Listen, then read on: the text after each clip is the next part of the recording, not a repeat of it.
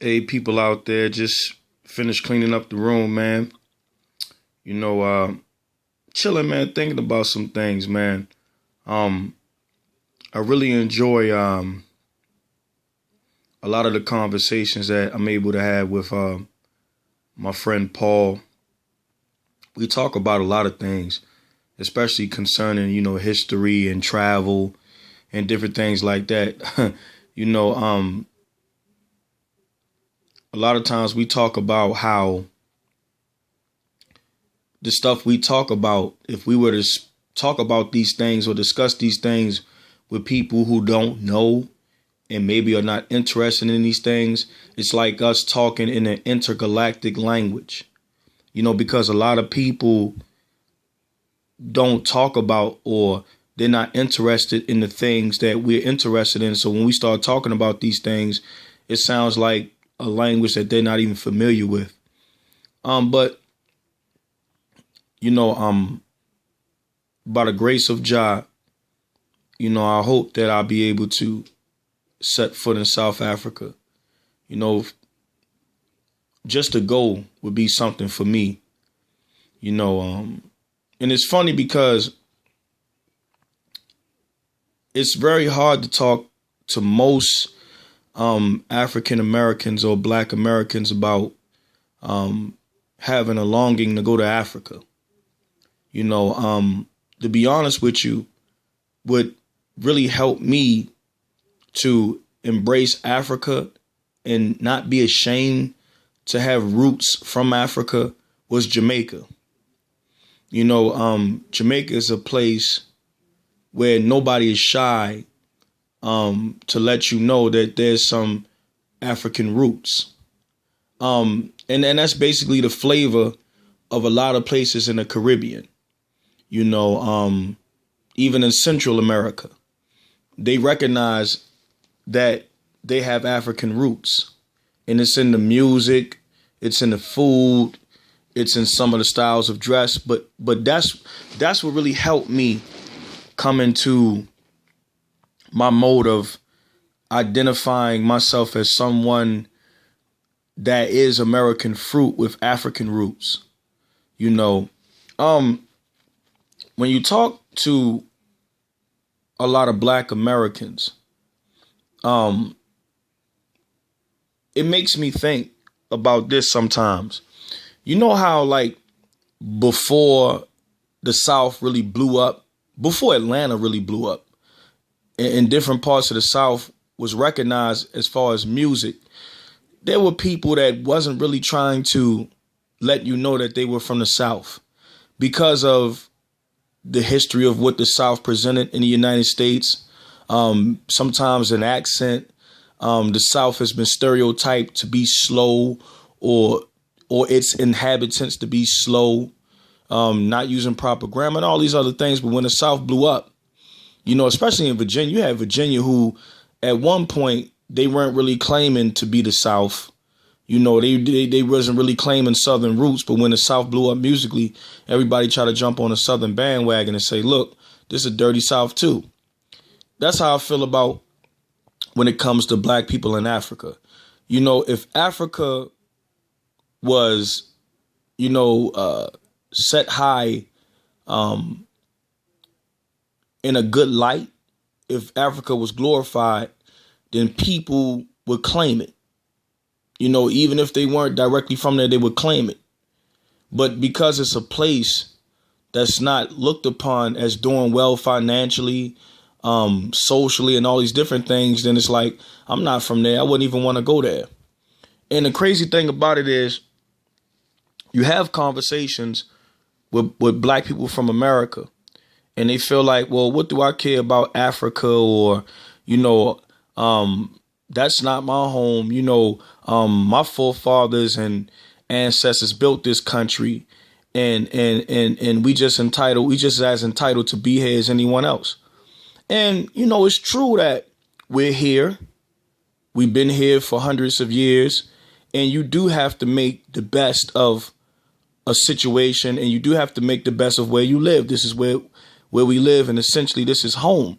But for anyone or any Black person to feel some entitlement to this country because your ancestors helped build it.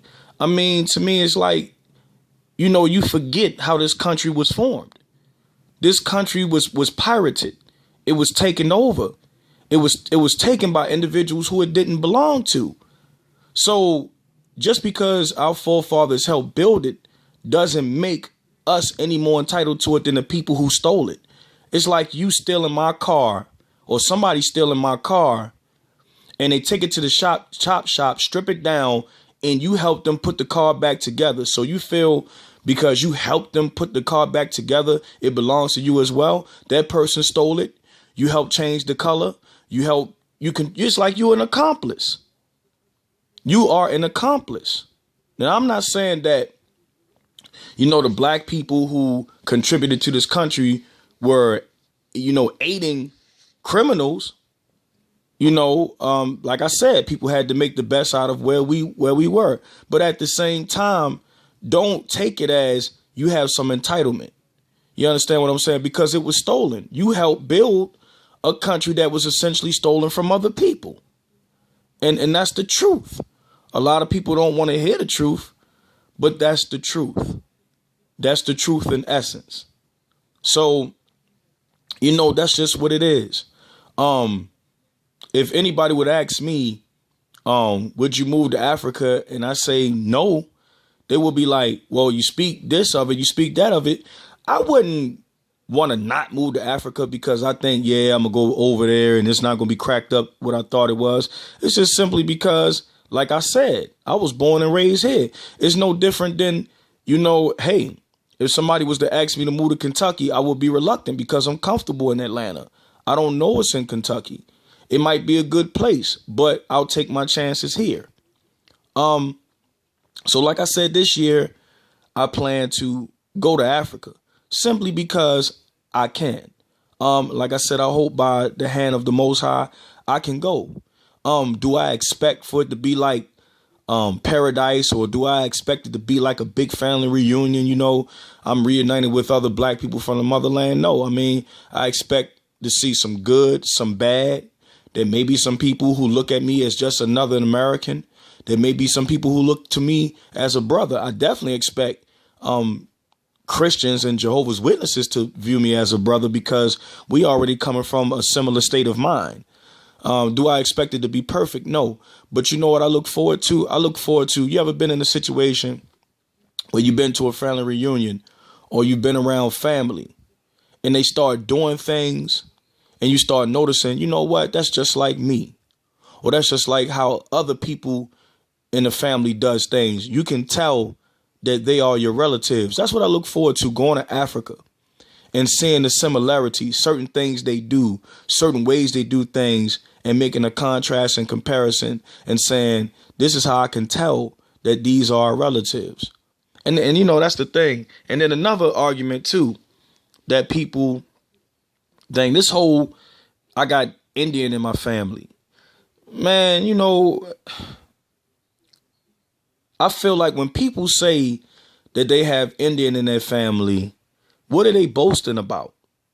Why are they taking pride in having Indian in their family? And I'm not saying that you shouldn't, but I know that when most people talk about having Indian in their family, when you see a black person that has finer features, longer hair, straighter hair, flowing hair, that's always associated with them having another race in them, as if they were 100% black or 95% sub-Saharan black, that they wouldn't be as beautiful.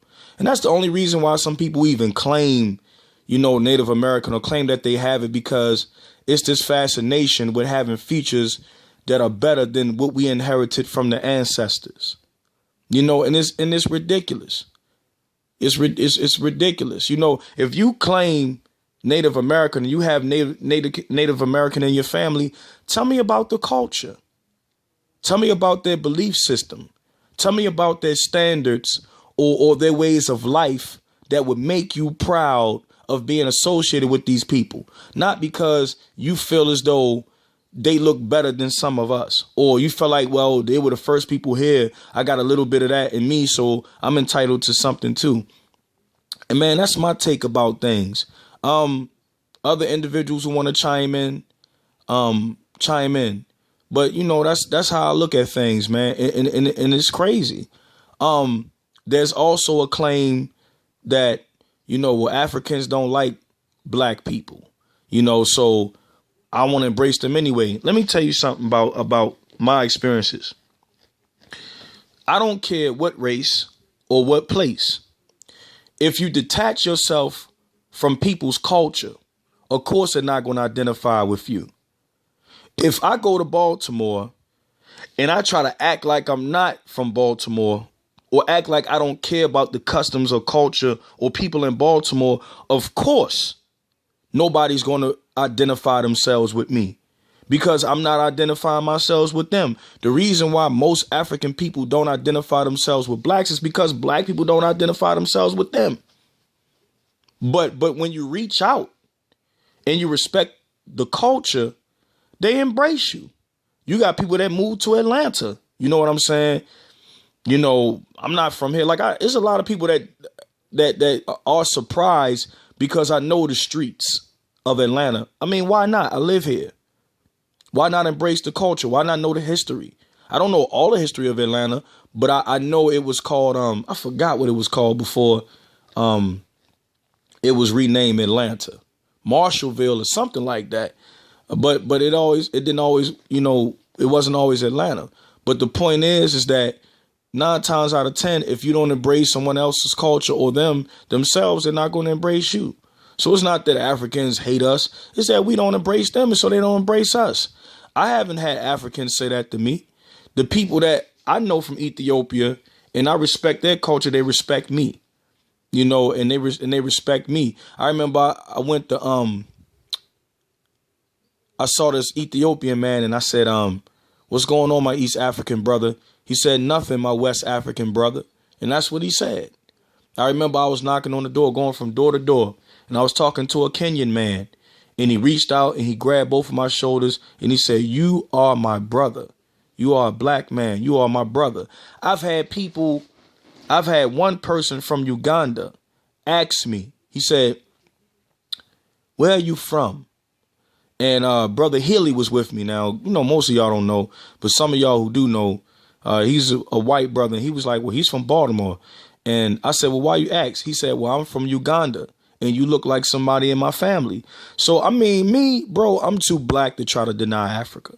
You know, my name is McDowell. I probably have just some Scottish there too, Irish too. But for the most part, I'm not ashamed. So, yo, AP, check this out. I'm stacking my money up, and I hope everything goes well. And I'm going to take that trip, bro. As you know, got my dashikis ready and everything else. For the people who don't think ancestry is important, let me tell you something. The Bible has our ancestry in it. It has every human being's ancestry in it, from Adam to Noah's sons. Go in your Bible, and it breaks down where each nation and family comes from. So don't, even though race is not important, or one culture being better than the other, which it is not, but for you to know self, don't make it an excuse because you say, oh, I'm a Christian, or it's all about God and not about this. The Bible tells us where we come from. It's in there. Shem, Ham, Japheth. Look at the names. They are detailed. When a brother gives you those parts, and you're like, man, I can't enunciate all these names. Those names are in there.